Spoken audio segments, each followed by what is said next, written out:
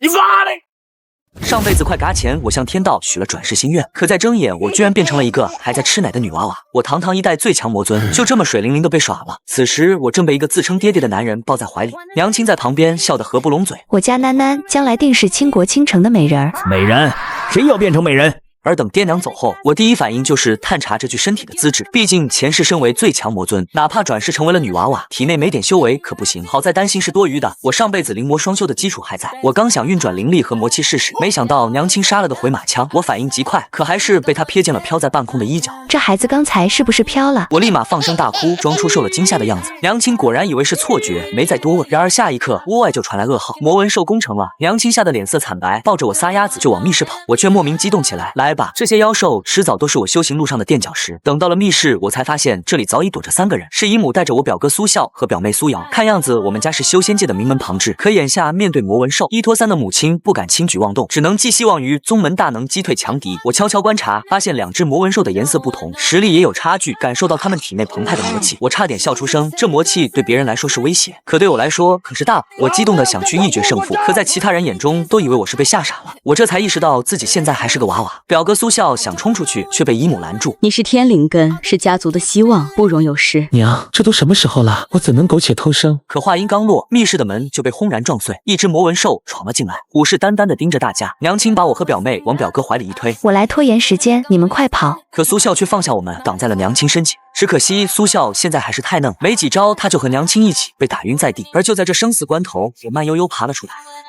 临终前，我向天道许了转世心愿，可在睁眼，我一代魔尊竟变成吃奶女娃，妖兽袭城，无人能挡。危急关头，我只能挺身而出，爬了出来。没错，我就是爬出来的。别看我是婴儿身，前世今生底子远超常人。魔纹兽怒吼着朝我扑来，我眼神一凛，随即抬手一记灵力弹，魔纹兽直接化为飞灰。突然，旁边传来一声惊呼，我转头一瞧，苏笑不知何时醒了，正捂着胸口，瞪大了双眼。不过下一秒又晕了过去，我这才松了口气。等他醒了，估计会以为是长梦吧。那天之后，所有人都以为是苏笑击退了魔纹兽。不过这正中我下怀，扮猪吃老虎，没人会想到我一个婴儿能有如此实力。灵魔双修才是我纵横修仙界的专长。一晃8年过去，我考进了宗门，还长成了亭亭玉立的小姑娘，每天对着镜子发呆，心里却乐开了花。一想到以后会成为绝世美人儿，我就更加兴奋。前世我一直想要个这样的女儿，奈何每日沉迷修炼越级战斗，没有机会。如今也勉强算是圆梦了，只是我每天孤芳自赏，落在别人眼里就成了自恋。娘亲为此头疼不已，姨母却笑着说：“这么可爱，被自己迷倒很正常。”这天宗门举办事件大会，说是为了提升新弟子，还特意喊来了内门弟子一起切磋。这其中就有长老的儿子赵大，此人看着唯唯诺诺，实则却嚣张得很。15岁的年纪，却练就一身阴损打法，内门的人个个被他打得毫无还手之力，而我却一眼看穿了其中猫腻。这家伙是偷偷使了能让对手灵力滞缓的迷魂术，这才能屡战屡胜。剑宗里一群只知道修道练剑的伪光正派，哪里看得出这种邪魔外道？但搁我面前玩阴的，这小子还太嫩了。偌大的内门，一个能打的都没有吗？狂妄，下手如此狠毒，这同门情谊于何地？面对赵大的嚣张，表妹苏瑶气得直跺脚，赵大却站在斗舞台上不屑一顾。这家伙和苏笑都是15岁，但却领悟了15岁难以领悟的装杯技巧。从这种层面来说，赵大确实是个天才。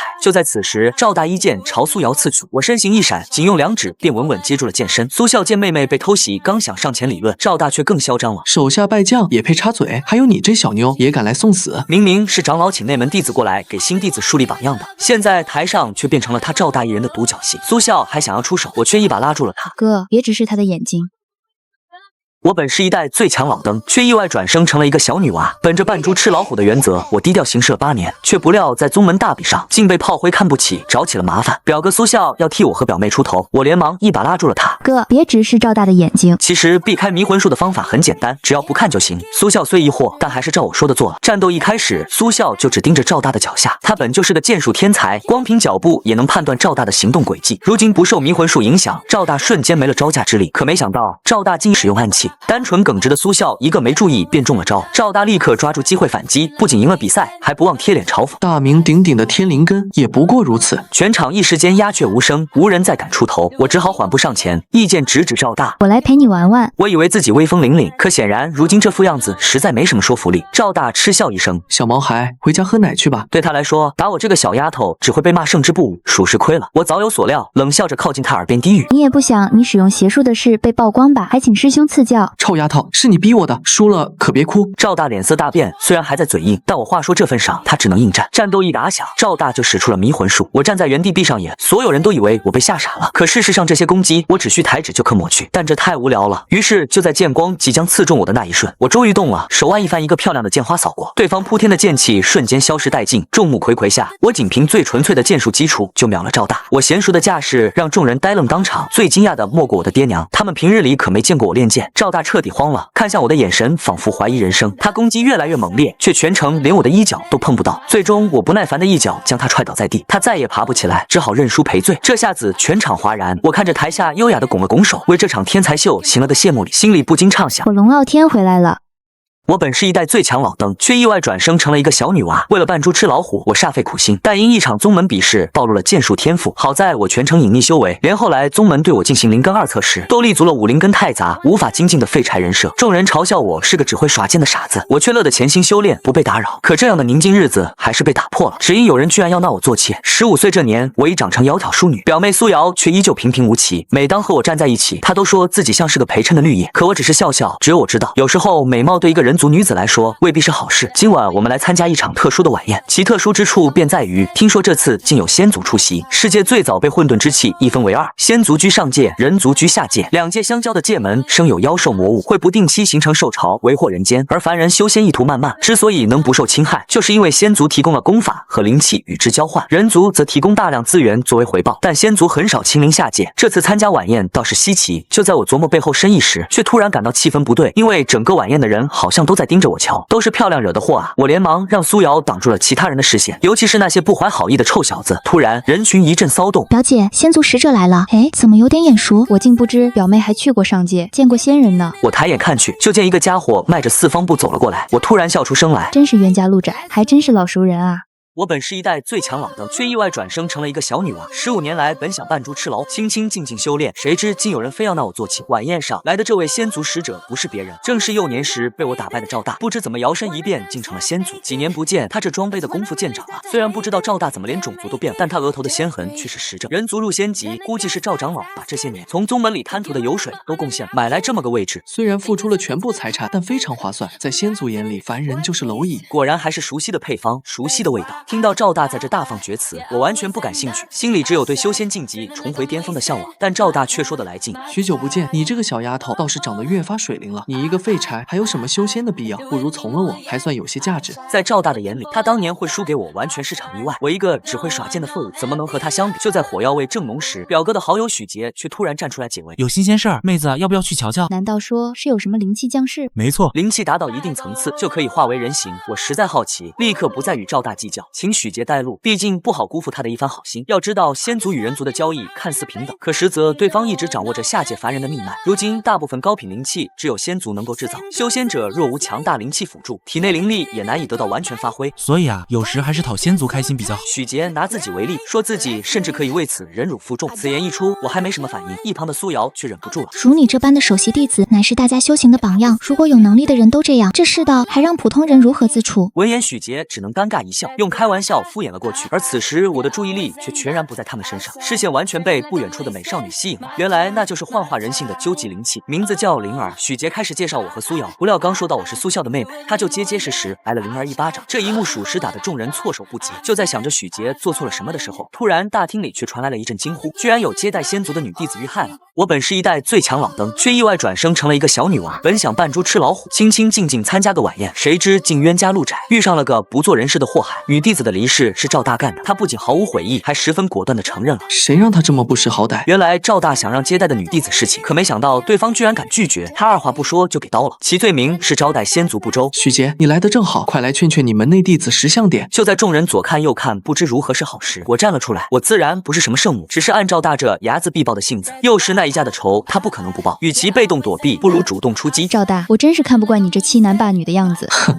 别以为你赢了我一次就可以对我指指点点。脸了。现在我命令你给我侍寝。好啊，想让我跟你走可以，但不许伤害我的家人。成交，一会儿记得洗干净，去房里。赵大万万没想到我这么痛快答应，感觉自己连走路都洋溢着种轻飘飘的快感。我盯着他远去的背影，眼冒寒光。而在简单梳洗打扮后，我如约来到了赵大的府邸门前。不用想，我都知道他脑子里塞的是什么。我咬着后槽牙，今晚我就要让他知道谁才是爷。然而还没等我进去，灵儿竟然出现了。快逃吧，你是苏笑的妹妹，我不能让你受此折辱。女孩子要好好爱惜自己，之后的事我会负责。真不知道表哥和这灵儿到底什么关系，只是我今晚定要辜负他这番好意了。见我依旧冥顽不灵，灵儿打算直接用武力强行把我打晕带走。什么？你要和我比试？我立刻兴奋起来，自转身后，我一直没机会与真正的强者一战，现下正是绝佳的好机会。事不宜迟，出手吧。闻言，灵儿直接就是一愣，估计是觉得我脑子不好，本来还想收着力气，怕伤到我，谁知我一个抬手就给他掀飞了。你明明是个武灵根，无法精进的废柴，怎么会这么强？我没解释，动作越来越快，几招下来，我越打越兴奋，完全颠覆了灵儿的认知。别停，我只是个弱女子，快放马过来。听到我的催促，灵儿却反而不想再打了，这让我瞬间沮丧。哪有打架打一半的？我当即就跪求灵儿继续打我，但灵儿却信念坚定的收剑了。是我莽撞了，你很强，不需要我的保护。你不是想去侍寝吗？想去就快去吧。他不再阻拦，我却悔恨不已，早知道就收着点了。然而下一秒，一道雷电忽然劈了下来，目标赫然就是远处的灵儿。她猝不及防被命中，幸好伤不致命。灵儿看着术法的留痕，瞬间皱紧眉头。许杰，背后阴人算什么英雄？快给我滚出来！伴随一阵轻快的脚步声，一道人影从身后的小树林里走了出来。哎呀，没想到还是被发现了呢。我震惊回头，许师兄，这家伙原来是反派，来人正是许杰。此时他正笑眼盈盈地看着我，还向我保证别怕，我是不会让仙族伤害你的。原来许杰早已叛离宗门，改入灭仙门。正如其名，这是个意图反抗仙族的游击组织，他们的目的就是夺走被仙族垄断的功法和灵气制造，从而让人族在兽潮来临之际也能拥有自保之力，届时再也无需向仙族匍匐作小。而此行许杰的目的除了救我，再就是吸纳灵儿这个顶级灵气。你们可愿和我一同加入灭仙教？呸，说得好听，谁知道你们背后的真实目的是什么？灵儿一边狠狠地唾骂着，一边将我往后拉，像是对许杰的信口雌黄很是不耻。我自然也拒绝了许杰的邀请，原因很简单，只因这样我就有正经理由能和许杰打一架了。可当我把这话说出口，空气似乎都沉寂了几秒，他们都没想到这么个如花美少女背地里竟是个修仙战斗狂。虽然有些奇怪，但许杰也只能接受。既然如此，那就别怪我不留情面了。许杰手里有不少上品灵气，其中蕴含无穷威力，关键时刻还会自爆，务必要小心。然而灵儿终究是白提醒了，她话音刚落，我就冲上去一套又一套剑法猛猛刺去。果不其然，在我的穷追猛打之下，灵气开始自爆，灵儿紧张的心都快跳出肺腑。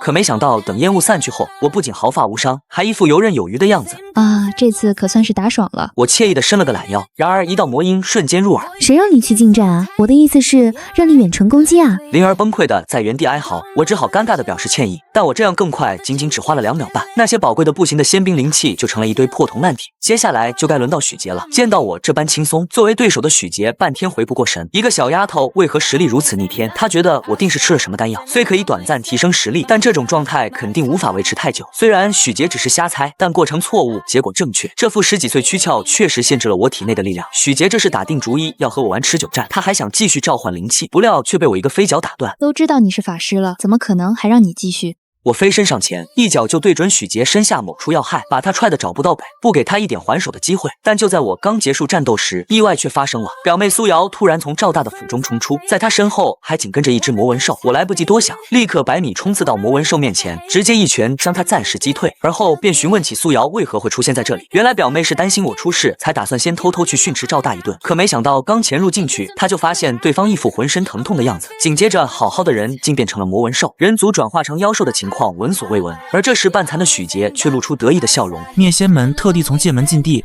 采取妖兽精血凝成秘药，虽然对人族没用，但仙族喝了却会变成魔兽。原来是他干的。许杰不再多言，趁乱要逃，而我再没有闲工夫管许杰。当务之急是先解决赵大，而最好的办法就是一击秒杀。只是我虽然有个实力强悍的大招，但在这里使用却会波及到其他人安危，除非把魔纹兽弄到无人之处。可我刚想行动，宗主却带着一众支援的弟子赶了过来，我无意当众暴露实力，于是灵机一动，计上心来。我迅速牵起灵儿的手，拽着她躲过魔纹兽的攻击。下一秒，我便趁乱在空中和她一起全力朝魔纹兽踢去。魔纹兽被顺利踢出了城墙外，还没等众人反应过来，我便围着灵儿一顿吹跑，紧接着就拉着她离场，直奔城外。一顿操作行云流水，灵儿一脸好奇：你刚刚为什么要把功劳全推到我身上？我一个武灵根还这么强，被别人知道肯定会引发混乱的。虽然话是这么说，但我其实心里想的是，他们根本不懂扮猪吃老虎的快乐。没办法，这位修仙者超强，却过分谨慎。眼见四周再无旁人，我也不再藏拙，直接一个蓄力把魔纹兽秒得渣都不剩。这次事件后，所有功劳自然是算到了灵儿头上。我乐得自在，又快乐地度过了4年的平静生活。转眼便来到了18岁，我和苏瑶已经到了下山历练的年纪，是时候大展身手了。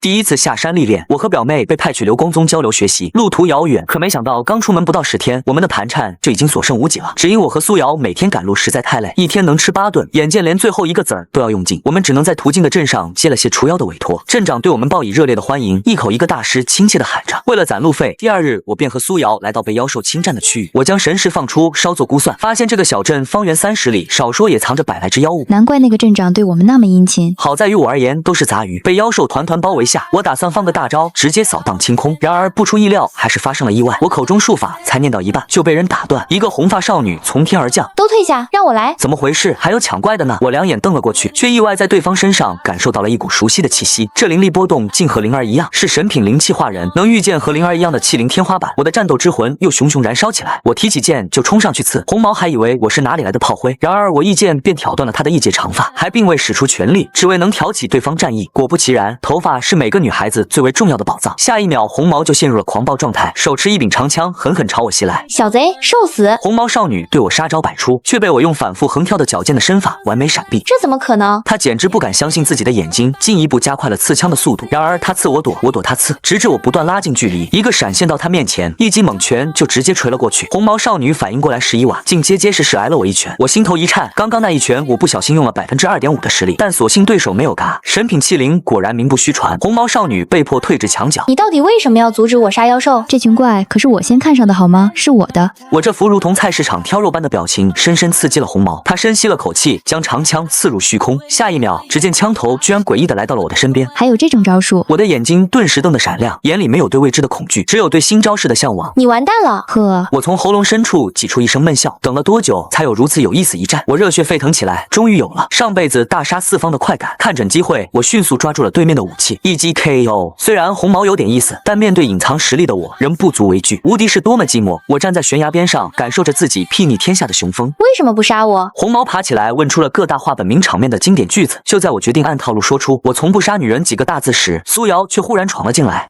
表妹刚清完外圈的妖兽，准备来和我会合，却没想到红毛竟然再次发难，直接眼疾手快的把表妹抓了起来当人质。放了我，否则他就完了。你要走就赶紧走，要是再敢对我表妹动手，你就真没命了。见状，我非常淡定，双手一摊，仿佛摆烂，目光却透出不善。红毛一听就知道我没在开玩笑，连忙收了枪，夺路而逃。很快，我们将附近妖兽都处理干净，委托顺利完成。我和苏瑶都收到了一笔可观的报酬。镇长为了感谢我们，还特地在镇上为我们专门举办了答谢宴。晚饭后，他把我们带到了一处隐秘之所，又倾诉起了这个小镇的秘密。原来这座城镇曾是上古某位大能仙士的地方，只是时过境迁，小镇竟意外形成了个诅咒。此地风水自成一气，会不断吸取人体的先天灵气，而到达一定程度后，就会让这片小镇与大地分离，飞向上界。这应该就是以前的人搞出来的邪门飞升法子吧？我心里暗暗想着，靠这种方法去到上界，跟正经修炼飞升完全是两回事。虽然到时候小镇就自动归为仙族领地了，但城中居住的百姓恐怕无法在上界立足。干这事的大能当真害人不浅。镇长请求我们帮忙寻找解咒之法，可我不想做决定，就让苏瑶看着办。经过一番讨论，我们还是决定相信镇长的话，当做好事攒功德。片刻后，我和苏瑶都回了房间。事情本该一切都朝好的方向转变，可凌晨时分却忽然传来噩耗，镇长竟不知何原因意外变成了魔纹兽。我顿时就想起了几年前许杰的事，当时就是灭仙门制作了一种秘药，说是人类喝了没事，仙族喝了却会变成魔纹兽。此情此景与当年颇有异曲同工之妙。原来镇长竟是仙族吗？我来不及思考更多细节，对面屋顶就传来狞笑。原来给镇长下药的是他身边的侍从，他的女儿就是被仙族杀掉的，所以他做这些完全是出于私人恩怨。所有的仙族都该死。然而这侍从还没开心多久，就被化为魔纹兽的镇长一爪子拍飞了。这时附近的修士都发现了这边魔纹兽的异动，纷纷御剑前来打算支援，我却站了出来，让他们先去疏散小镇百姓，这里就交给我来解决。我让苏瑶在一旁远程辅助，自己则提起剑朝魔纹兽全力冲去，打算来场1对1的单挑。可天边传来一阵巨响，我刚想控制住失控的镇长，一把长枪直直刺穿了魔纹兽的背。住手！原来是红毛又回来了，他见小镇有异样，就打算回来帮忙。我赶紧按住了红毛接下来的动作，总觉得镇长还能再抢救一下，现在还不是消灭的时候。这时，一个神秘的斗篷人走了出来，自称是灭仙门的门主。他解释这次的事纯粹是那侍从自作主张，灭仙门无意让无辜的百姓受伤，这才决定来现场帮忙消灭魔纹兽。可红毛这个冲动少女根本不信他那套说辞，直直就冲了过去，一枪刺出，二人迅速缠斗在一处。他逃，他追，我也追，我连忙赶了上去，想阻止争斗，可没想到那门主有点东西，竟直接接下了我的一记猛锤。这世上竟还能有人毫发无伤接下我的拳头，我心中顿时升起一股无法言语的兴奋。可我清楚现在不是交手的时候，于是大喝一声，按住了暴走的两人。另一边，失去理智的镇长攻进了家门，庆幸的是3个孩子的声音将他短暂唤醒，魔纹兽的意识稍稍淡化。镇长倍感自责，打算自尽，幸亏被我的一抹剑气拦下。镇长气得瞳孔泛红，就这样让我一了百了，不好吗？不急，我还有一个办法想要尝试。我摆了摆手，随后看向灭仙门门主，给个面子，旁边歇会儿。门主乐得顺水推舟，如果可以的话，他现在并不想和我交手。就这样，我开始实施我的计划。苏瑶和红毛远程吸引镇长的注意力，而我则在远处布下大型辅阵封印镇长。我运转丹田，调整全身状态，准备发动阵法。结束吧。下一秒，万千寒针从天而降，将魔纹兽彻底封印，冻成了个冰雕。问题虽然解决了，但面前这个大型手办如何带走，着实有点让我难办。灭仙门门主看出我的心思，挥了挥手，只见一道白光闪过，刚刚还巨人一般的魔纹兽顿时就变成了单手可以握住的大小。片刻后，门主和红毛便纷纷离开了，他们要去破坏这镇上大能遗留下来的遗迹。按照约定，我也不再阻拦。第二天，我和苏瑶再次启程，一同去往交流的门派。谁知路上镇长身上的冰竟然融化了，他变成了个小兽的形状，但属实让我有些头疼。这玩意儿可爱是可爱，但是要总往我衣服里钻啊！显然下山历练的路注定不会一帆风顺。这天我正在斩杀一只妖兽，可刚准备动手，却被一个紫毛抢先了。去了红毛又来紫毛，真是够了。谁抢我人头？我环顾四周，一个美女冲到我面前，霎时将我保护了起来。你一个毫无灵气波动的废柴，跑出来送死干什么？快躲我身后！我还想解释，但紧接着一大批妖兽袭来，紫毛无心听我说话，又冲进兽群里战斗起来。嚯，原来他也是个小天才。紫毛竟是个变异双灵根，如今修为已达筑基后期。一道凌厉的剑气划过，地上的妖兽便躺成一片，见空中还有几只高阶的鸟兽盘桓。我腾空一跃，迈着大长腿就跳到了鸟背上。难得有个漂亮妹子，正是我结交的好机会。我本可以一招解决鸟兽，但这次却特地放水了，一下下把每只鸟踹到地上，再让紫毛补刀，简直配合完美。就这样，所有妖兽都被我们处理得一干二净。这时表妹也赶了过来，紫毛介绍自己名叫许玉，原本一切都好好的，可得知表妹叫苏瑶后，许玉整个人剧烈颤抖起来。你是剑宗第一天才苏笑的妹妹。表妹好奇许玉怎么认识哥哥，可许玉却反倒支支吾吾，只是见过几次罢了。话音未落，忽然又有几个修士走了过来，原来是为了感谢我们除妖，想送我们一些零食。表妹刚要激动起来，然而领头的修士却厉声道：这零食没有许玉的份，我们不欢迎背叛者。原来许玉就是许杰的妹妹。虽然许杰也曾是修仙界年轻一代的翘楚，但自从他叛逃，现在许家人都是人人喊打的存在。表妹听了却有些沉不住气了。先不论事情真假，至少许玉是无辜的啊。苏瑶还在打抱不平，没想到又来了一对男女，来的不是别人，正是我的表哥苏笑。今天是什么黄道吉日，都赶在一起了。我已经有几年没见过苏笑了，如今他也成了那门首席大弟子，和我这外门弟子云泥之别。表妹一个猛扑就跳到苏笑怀里，他还在撒娇，苏笑的视线却转移到我身上。少天啊，真是漂亮呢！他那脸红心动的表情，让我不仅生出了人生一大错觉。苏笑该不会喜欢我吧？